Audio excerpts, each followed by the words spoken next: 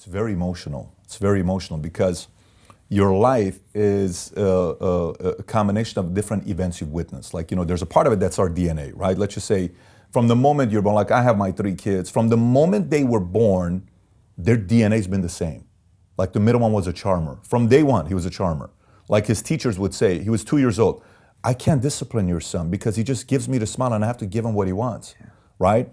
And my oldest one was always a thinker and observant and very creative, and he liked vampires and scaring people, and he liked to talk about sharks, and he liked scary movies. And my young one, we never told her to pick stuff up or help her brothers out or bring the shoes to me. That's DNA. I don't think that's like parents can take credit. Let me tell you the kind of kids I raised, I don't think that's what it is. So we have a DNA, right? That's our thumb, that's our fingerprint that we have in the world. But then outside of that, there's experiences.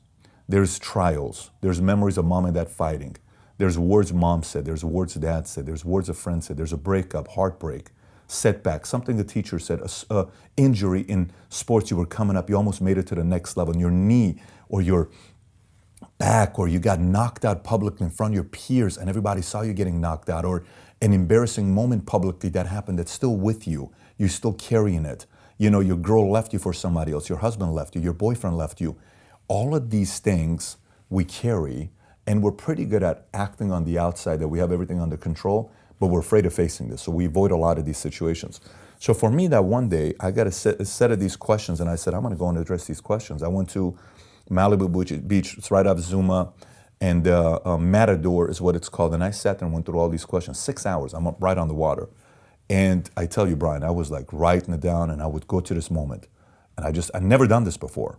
And I start writing it. And I start writing, I'm like, oh my gosh, and I just start crying. I'm like, oh, come on, knock it off, you little crybaby. More, deeper, deeper, deeper. Why? How has this affected your life? Maybe this is the reason why you keep dating the same type of girls. Maybe this is the reason why the same types of people don't get along with you. Maybe this is the reason why you don't like these types of people, because this, and then all of a sudden I'm looking at this saying, oh my gosh, if you go like this, you're gonna be a monster, kid. We got to figure this out.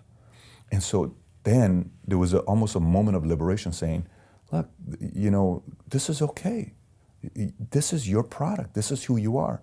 Now we got to take some of this stuff and know the trends that's happening and be self-aware to know that the next time this happens, it's not the person's fault. You're looking at this person and you're thinking this person's your ex or your mom or your dad. It's not.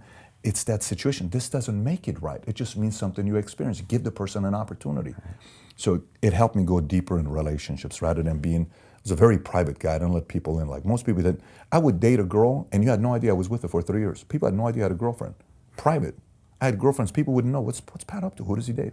Nobody knew. Right. Like one time I was with a girl in a company. Now we would go all the place. Nobody knew her and I were together.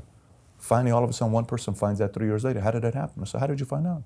So it was very private to me. And then that made me, with the help of social media, realize we're all naked today. I'm naked, you're naked, everybody's naked. I need 5 minutes on social media to find out your political beliefs. Do you like Trump? Do you like Hillary? Do you like Merkel? Do you like the prime minister of here? Do you like political? Are you gun? Are you anti-gun? Are you, weed, legalized? It's very easy to figure out people nowadays because we're all naked. Mm-hmm. I can find that if you're married, complicated relationship, broken up, everything is naked. So rather than trying to fight it, we have to embrace it today. We got to figure out a way to embrace it today. And if you're not only embarrassed of who you are in a naked world, it's a very, very difficult life you're going to live. It's going to be a very difficult life for the rest of your life because the world's naked and you're trying to cover yourself up and everybody can see you. So we're almost forced to become a little bit more open, vulnerable, and say, this is who we are.